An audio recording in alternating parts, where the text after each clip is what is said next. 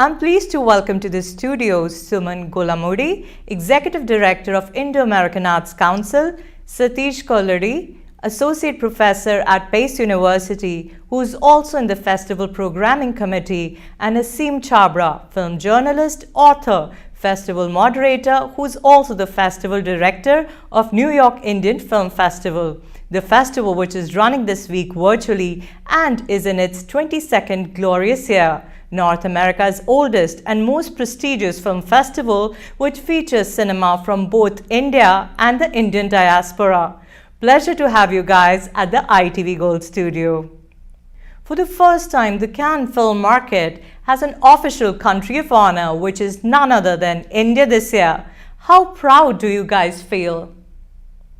Well, I'm actually going to Cannes next week, so I'm really excited about that.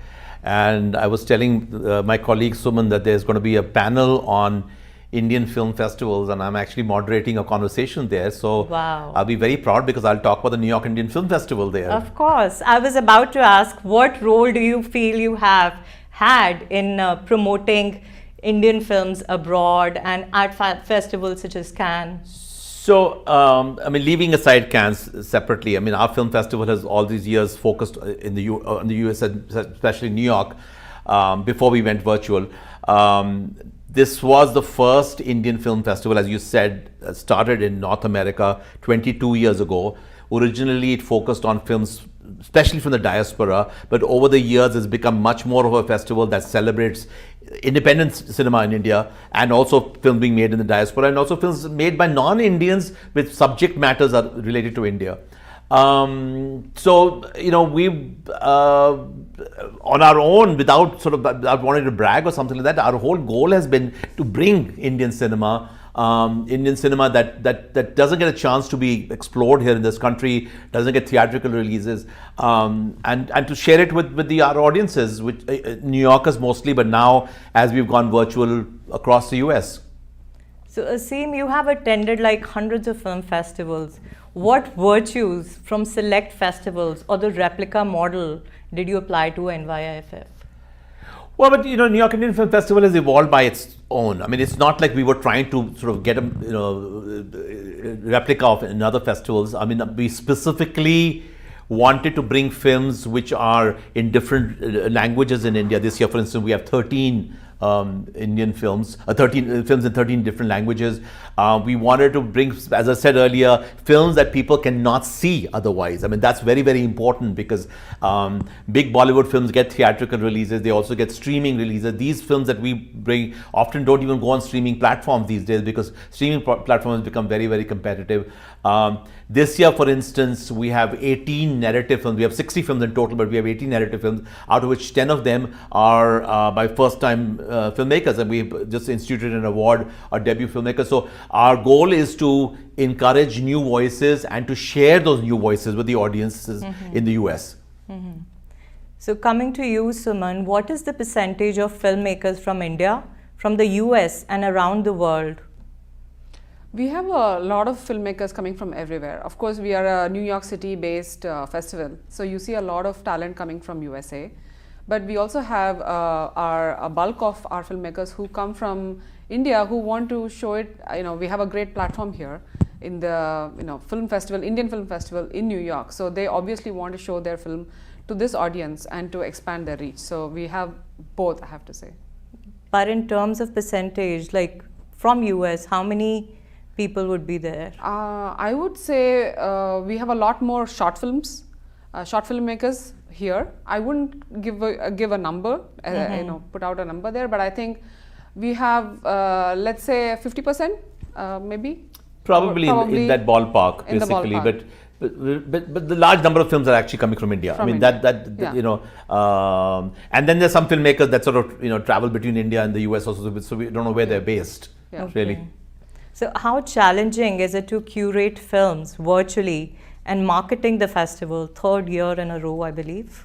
It has been challenging in the sense that the charm of having an in-person festival is lost because you get to meet the directors, the filmmakers, the cast and the crew, and have a Q&A in person. But the shift has been necessary But I think as a festival, we have adapted ourselves pretty well in terms of hosting them virtually, and also it's kind of become convenient to use the virtual platform to have Q&As with directors who can zoom in from India or from London, and then so it's kind of convenient, but at the same time it's not quite the same as having an in-person. There's some kind of lazy filmmaking as well, because people started using their smartphones and they're still continuing that. Yes, but also I must say that it's been incredible that given the pandemic, we have been overwhelmed with the number of submissions this year. We got more than 220. Wow. So you can imagine the courage of filmmakers to go out there and make films despite the circumstances. It's just been incredible, absolutely, yeah. So talk about some proteges, first-time festival participants or winners who've made it big, other names to reckon with today. Well, Nagaraj Manchule, for instance, we showed his first film, Fandry, and his third film with Amitabh Bachchan, I think it's called Jund. So that's just one example coming to my mind. We were one of the early film festivals to show. Rajan DK become huge, with Family Man and everything. As you know, we opened our festival with Shore in the City. That was their third film, I think. Even somebody like Anurag Kashyap, I mean, we showed Gulal. Even Gangs of Wasipur, which hadn't exploded the way it eventually did. He brought a Blu-ray of the film from the Cannes Film Festival, basically. So Hansal Mehta, who's become very, very big. I mean, we showed his film Shahid. And we won the Best Director Award, I remember, at the festival. And since then, Hansal has, become big in films, and also he did Scam 92, which became a big blockbuster, sort of a show as such. So, there's so many filmmakers. And the other very interesting thing happens, I mentioned Hansal Mehta. Hansal Mehta met Madhav Kaul, an actor, at one of our festivals. 2009. And they ended up started talking together, and then Hansal ended up casting Madhav Kaul. Meera Nair met an actress and loved her. Her name is escaping my mind. Eventually cast her in Monsoon Wedding, the musical, for instance. So one of the things that happens at a festival is that if you can have well-known filmmakers like Meera Nair present there, they're also looking around to see where is the talent, and so we give that space, we open up the space for ideas and filmmakers to sort of meet up and exchange and find young talent. So you feel very proud. These are like first-time filmmakers, and you handpicked them.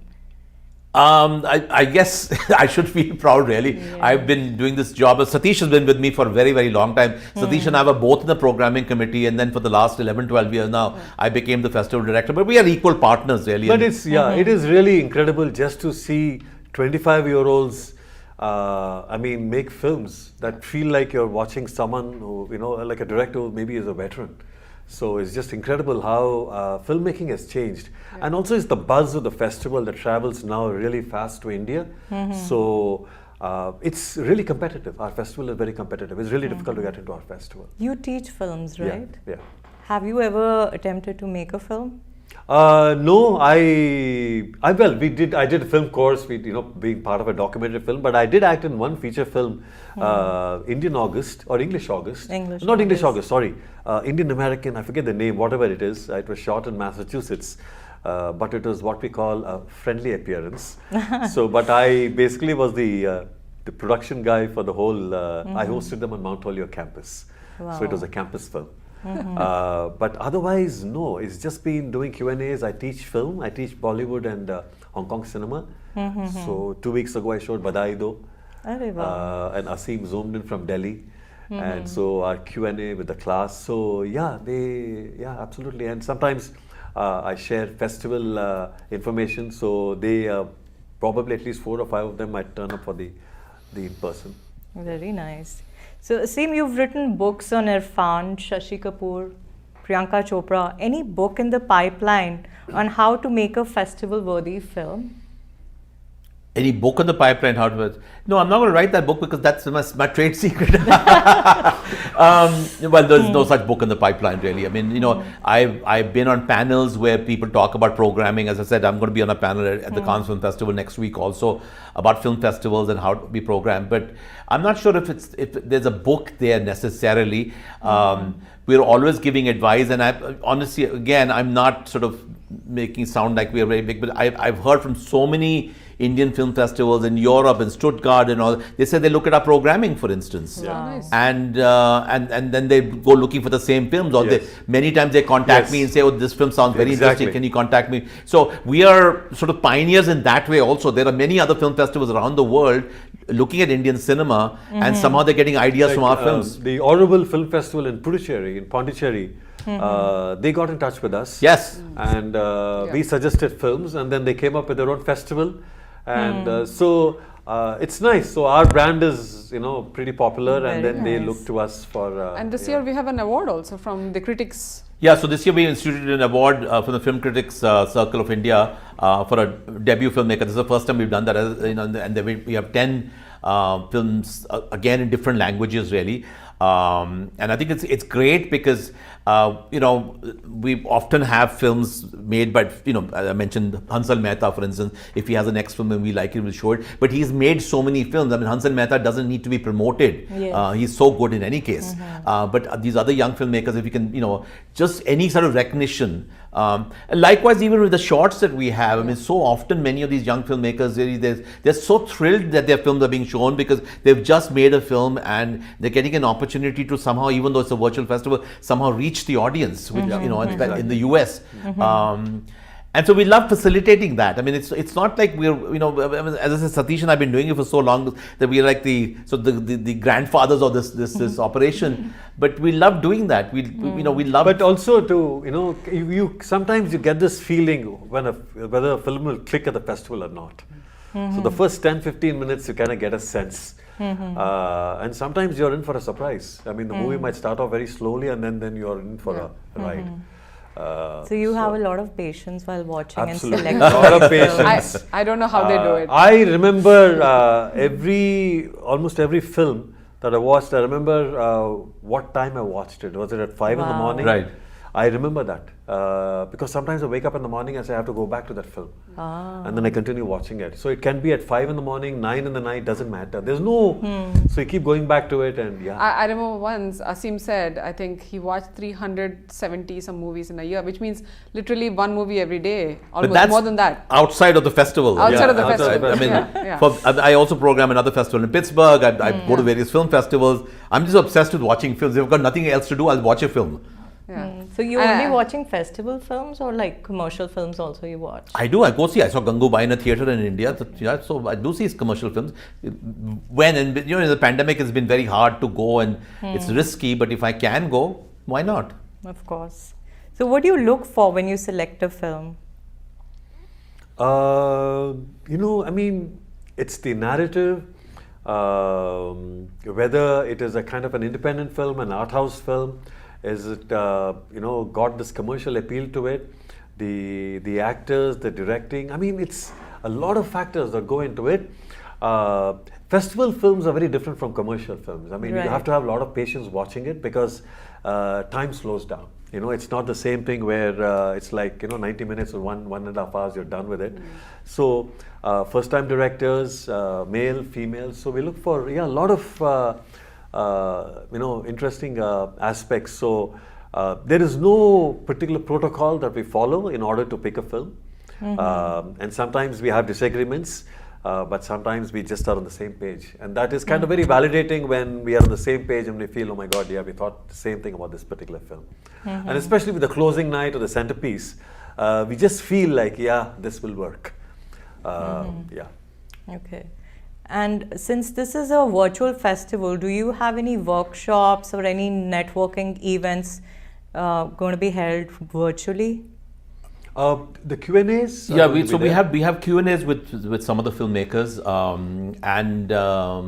actually it's a hybrid festival because our closing night film, The Beatles and India, it's actually a physical screening, and so quite a few of the filmmakers, there's some filmmakers, short filmmakers who are flying from India just to be there on the closing night. Wow. They've been nominated, they may or may not win. I told them I can't promise you. If you want to come, you're welcome to come. We'll have a red carpet, we'll have a networking event before that, there's an after party. So there's enough of a space. I mean, if it was actually a physical festival, we would have had a lot more. Oh, we'd had the industry panel too. Yeah, we would do a lot more of We do that. a lot. Networking. Yeah. Oh, yeah. I mean, now I'm sure it'll come back next Yeah. year. We'll Next go back year. to the Yeah. same old. We do a lot of, it's a great space for filmmakers to connect and network.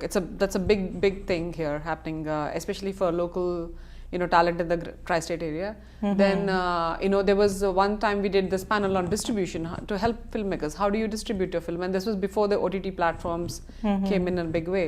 And then, so it's always interesting. And then the networking always happened. There's a lot of after parties. We used to do after every night. And then the short programs are super, very popular. So people would come in by 9 p.m., hang out till 12, watch like all of these shots Right. every night, and then head to an after party. Great. It's fun, and we can't wait to bring this back next year. So there's no after party on the closing night? There is an There after is. party There this is. year. There is. Okay, Yeah. great. Is there a future for independent films without film festivals? Look, the film festivals definitely is a wonderful space for independent cinema, especially young filmmakers who have, even the producers, they don't have enough budgets to be able to market and promote. So if they can get into a film festival, get some buzz in the press in India or anywhere else and all, that really opens up a space for them. There are other film societies in India where films can be shown. The problem becomes that, although India is now packed with so many OTT platforms, most OTT platforms are focusing on films that generate a lot of eyeballs. So Netflix and Amazon Prime, etc., are like they become impossible for independent filmmakers to go to. Therefore, if they can get into a film festival, and there are so many film festivals in India and outside, festivals focusing on Indian cinema and other general film festivals, that is the best route for them. And that is what they really spend about a year going through the film festival route. And then if they can finally, get a theatrical release somewhere. Like for instance, 8 out of 10 films on Netflix right now, Hindi or Telugu or Tamil, I've already seen them because we feature them at the festival. Ah. So they are now, being released. So, they buy it up and say, wow, we're so glad we programmed that festival. Right. So you feel validated that Yeah. Netflix or Amazon picked it up. Yeah. So what kind of universal emotions color the canvas of contemporary filmmakers today in terms of socio-political or economic situation? Dark. Like if I some kind of a theme that you see in today's filmmakers? They're very realistic, extremely realistic. See, the everything has changed. The story has changed. The macro story has changed. The micro stories are changing. Class, caste, everything comes into play. Sexuality. So the movies can be dark because when you're realistic, they can be a little dark. So yeah. Is there a lot of clarity in today's filmmakers, or is it like a muddle? No, Lot of clarity.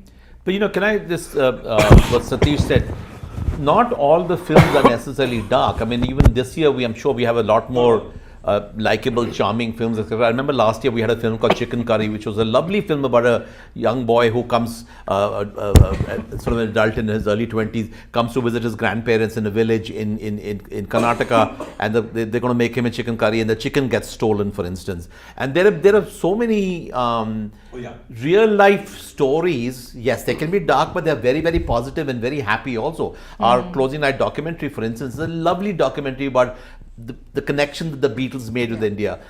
Our centerpiece again is a film called Longing, which is about a Sikh man who was a part of the Indian hockey team at the time of the partition, and so there was an Indian hockey team before 1947, and then the Indian hockey team after India was divided in 1948 when they won the gold medal in London, and their connection with some of the Pakistani players who they had played with. These are real life true stories that I think it's important to share, and people really connect with them. That's true. So as curators, for you, does there ever come a time where all films look alike? How do you recharge yourself? Perhaps see some commercial cinema? The question to me, I think all of you. Like, do you ever like it's too overwhelming? It's like the festival film is like a cult cinema, so to speak. It's different. You know, it very rarely happens, and if it's something we've seen before, it feels like that, we move on. I mean, we are in constant communication, you know, because it's Satish, myself, and we have 4 other programming committee members. We have 6 of us. Couple of us are in India, a couple of the rest are in the US. We're always sharing ideas, but there's always something fresh and new we find, always, at all times. I mean, and different languages. And Languages are different. and it's not, you know, so it's not like, you know, all independent films are like that. All mainstream films also, people can say they all start to sound alike. No, but these are such unique stories that I think if people, your audience would watch them, they will immediately relate to them. They'll immediately understand what's happening, because they're stories that it speaks to them. It's about their own personal lives in a lot of ways. And I think that's the best form of art. Very rarely we'll say like, oh, we've seen this before, you know, whatever it is. And there are films we don't like, we move on. You know, it's not like we stick to every film necessarily. But there are so many new, exciting voices that are happening. I mean, we get surprised as film festival programmers. So, I mean, we like to get surprised, and then we like to surprise our audience. Yeah. Right. But would you recommend some filmmakers the young filmmakers should watch? Well, so I mentioned a couple of the documentaries. Some of the shots are absolutely brilliant. In fact, this year, for instance, it's not like we set out to do it. We ended up finding 7. We have 7 LGBT shots in different languages. There's one called My Mother's Girlfriend, which is in Marathi. There are some Hindi language things. There's an English language film also.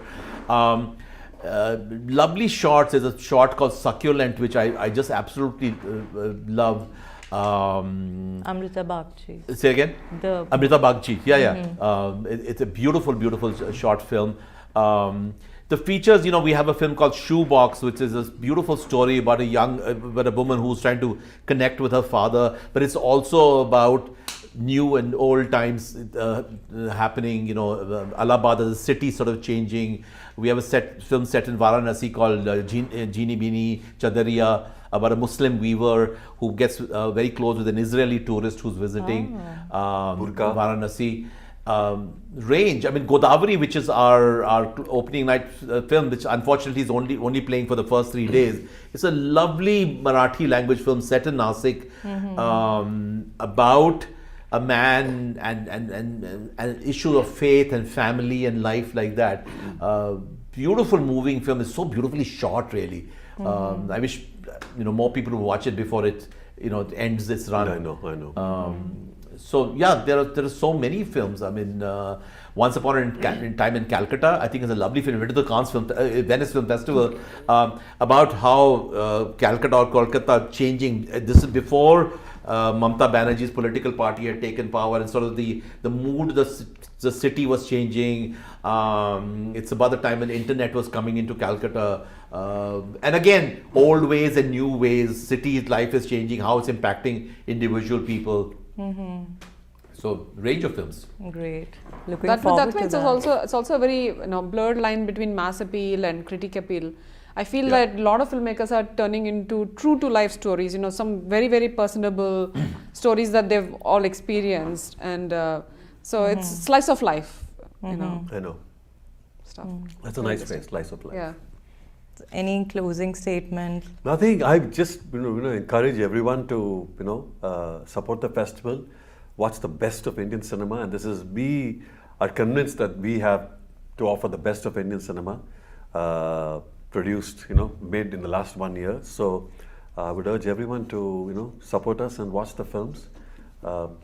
It is, we bring this. It's a sneak peek into what will be very popular movies down the line.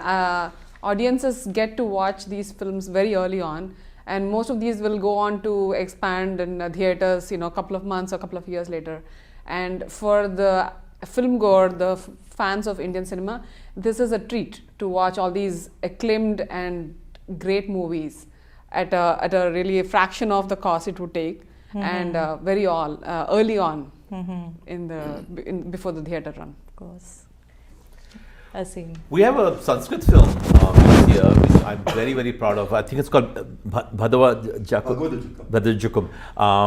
It's based on an ancient story. It's a very, very charming, funny film. And it's the first time we actually had a submission in Sanskrit language. Wow. And we actually liked it. And I didn't even know there were films being made in Sanskrit.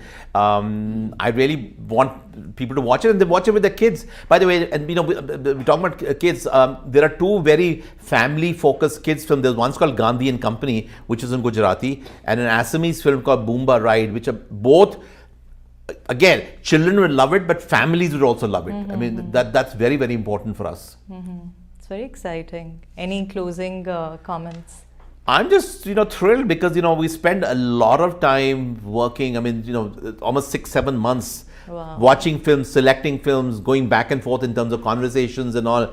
And now is the time when the films are there and it's for the audience to watch. And please do, because you will not be able to see these kind of films, and you will really, I think people will have the time of their lives, because this kind of an experience of watching good cinema, and it's not like boring art house films. They're joyful films. They are real, true stories. They'll recognize many of the shots. They'll recognize well-known actors. We have a lovely shot called The Daughter with Nasiruddin Shah, for instance. People should, experiment, try some of the films they've not heard of, read up about them, and watch them, because they're available until the 14th of May online. So thank you so much for talking to us. Thank you, Nidhi. And I'll be there at the closing night. I wish all you guys should attend the virtual screening as well. Absolutely. Thank you. Thank you. Nidhi. Thank you.